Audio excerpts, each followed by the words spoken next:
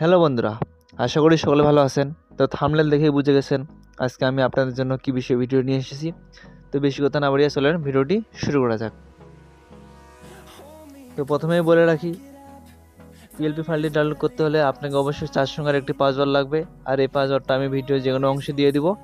আর প্রথমেই আপনাকে যেগুলো করতে হবে সেগুলো হচ্ছে ZRCR অ্যাপসটা লাগবে এটা, এবং পিএলপি ফাইল লাগবে, যার জন্য পিএলপি ফাইলটি আপনাকে ডাউনলোড করতে হবে। আর 4 সংখ্যার একটি পাসওয়ার্ড লাগবে, আর পাসওয়ার্ড দিয়ে আপনি জিপ ফাইলটি আনজিপ করে নেবেন। তারপর পিএলপি ফাইলটি পিক্সেল ল্যাবে ইউজ করতে পারবেন। তো প্রথমে আমি যদি এখন পিক্সেল ল্যাবে চলে যাই, তো পিক্সেল ল্যাবে চলে আসলাম। তো পিক্সেল ল্যাবে আসার পর আপনি কি করবেন, এখানে প্রথমে ডুবেই ক্যান্সেলে ক্লিক করে দিবেন। তো ক্যান্সেলে আমি ক্লিক করে দিলাম।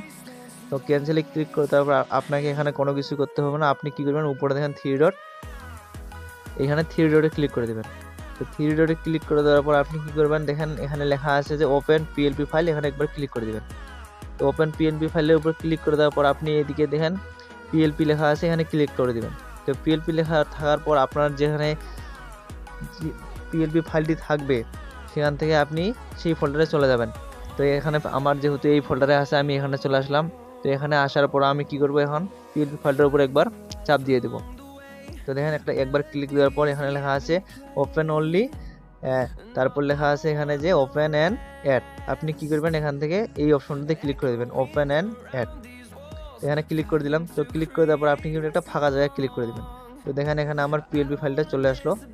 তো এখন যদি আপনাকে বলি যে এখান থেকে আপনি যদি নিজের ইচ্ছা মতো কাস্টমাইজ করতে চান পিএলপি ফাইলটা, এখান থেকে যদি প্রথমেই আমি এখানে নামটা ক্লিক করে দিই, তো এটা হচ্ছে এটা সবগুলো দেখেন যে লক করা আছে, আপনি কি করবেন, এখান থেকে সবগুলো আনলক করে দিবেন। তো আনলক করে দিয়ে আপনি সবকিছু কাস্টমাইজ করে নেবেন, তাহলে আপনার সুবিধা হবে। আর এটা হচ্ছে লেয়ার অপশন, এই লেয়ার অপশনে ক্লিক করে এগুলোতে আনতে হবে, প্লাস এই লেয়ার অপশনে ক্লিক করে এগুলোকে সেট করতে হবে। তো এটাতে যেহেতু আমি ক্লিক করে দিচ্ছি, এটা যেহেতু নাম চেঞ্জ করব, তার জন্য এখান থেকে আপনি যদি এখানে এডিটে ক্লিক করেন তাও হবে, প্লাস এখানে যদি এতে ক্লিক করেন তাও হবে। যেটাতে ক্লিক, এখান থেকে এটাতে ক্লিক করলেও হবে, এখান থেকে এটাতে ক্লিক করলেও হবে। এই দুইটা অপশন সেম।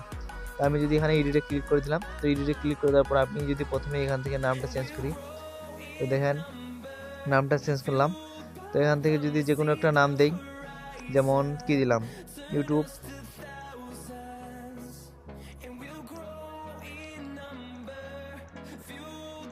তো ইউটিউব দিলাম। তো ইউটিউব দেওয়ার পর আপনি কি করবেন, দেখেন এখানে সামনেগুলো সব বড় বড় অক্ষর, অ্যান্ড পরেগুলো দেখেন যে ছোট বড় হয়ে গেছে। তার জন্য আপনি কি করবেন, এখানে টিতে ক্লিক করবেন। এখানে দেখেন সবগুলো ছোট হবে, সবগুলো বড় হবে। আপনি তারপরে এখান থেকে ওকেতে ক্লিক করে দেবেন। তো দেখেন আমি ওকেতে ক্লিক করে দিলাম। তো দেখেন এখান থেকে যদি আপনাকে একটা জিনিস বুঝাই, তো দেখেন এখানে ফাঁকাটা কম, এখানে ফাঁকাটা অনেকটা বেশি। তার জন্য আপনি এটা সমান রাখার জন্য কি করবেন, দেখেন এখানে এ অপশনে থেকে নিচে চলে আসবেন। তো নিচে চলে আসার পরে এখানে দেখেন লেখা আছে যে রিলেটিভ পজিশন, এখানে ক্লিক করে দিবেন। তো রিলেটিভ পজিশনের উপরে ক্লিক করে দিয়ে আপনি এইখানে ক্লিক করে দিবেন। তো দেখেন আমি এখানে ক্লিক করে দিলাম, এখান থেকে মাঝখানে চলে আসলো। তারপর কি করবেন, উপর থেকে টিকে ক্লিক করে দেবেন। তো এখান থেকে যদি আমি চিত্র পাতা লেখা আছে, এটা যদি এইটার পরিবর্তে যদি চিত্রর সাথে অন্য কিছু লিখি, তো দেখেন এখানে আবার লেয়ারের উপর ক্লিক করে দিয়ে এখানে এটার উপর ক্লিক করবেন, বা এখান থেকে যদি আপনি ইচ্ছা করেন যে এখানে ক্লিক করবেন তাও হবে, যেহেতু আমাদের এটা এখন আনলক করা আছে। আর যদি লক লাগা থাকে তাহলে এখানে আসে চাপতে হবে। আমি আবার আনলক করে দিলাম। তো এখানে ক্লিক করে দেওয়ার পর আপনি আবার এডিটে ক্লিক করে দিবেন। তো আবার এটা ক্লিক করে দেওয়ার পর আপনি যদি নামটা চেঞ্জ করতে চান, যেমন চিত্র পাতা আছে, এখন যদি চিত্র ছবি দেই, যেমন চিত্র ছবি দিলাম, তারপর পিছনে একটা স্পেস দিবেন।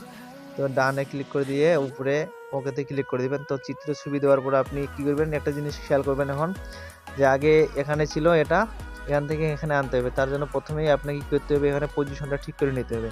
তো আবার সেই ইয়েতে রাখবেন। এতে রাখার পর আপনি রিলেটিভ পজিশন এখানে গিয়ে এটাতে উপর আবার সে আগের মতোই ক্লিক করে দেবেন। তো দেখেন মিডলে চলে আসলো।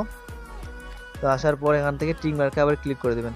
তো এগুলোকে এখন কি করবেন, আপনি এদিকে নিয়ে আসবেন, এটাকেও এদিকে নিয়ে আসবেন, যার জন্য এখান থেকে আপনি যেন সুবিধা হয় তার জন্য এখান থেকে জুম অপশনে ক্লিক করে জুম করে নেবেন।